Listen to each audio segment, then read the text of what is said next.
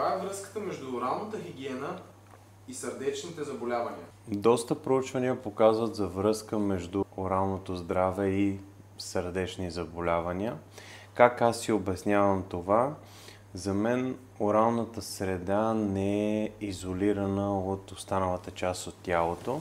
И ако си представите, че зъбите, венците и костта, която ви държи реално вашия корен, се подхранва от кръвта, която циркулира в цялото тяло, може да си представите, че ако около зъба имате зъбен камък, венеца е възпален или реално костта ви е възпалена вследствие на някакъв възпалителен процес, който се образува от кариес или парадонтален проблем, тази кръв, която циркулира в тази зона, всъщност продължава в останалата част от тялото.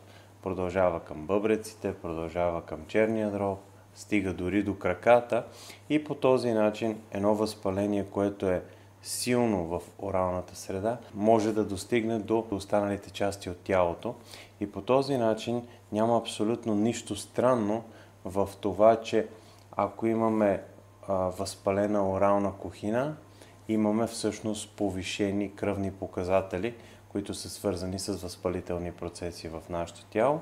Разбира се, сърцето е орган, който много силно зависи от добрата кръв, която циркулира.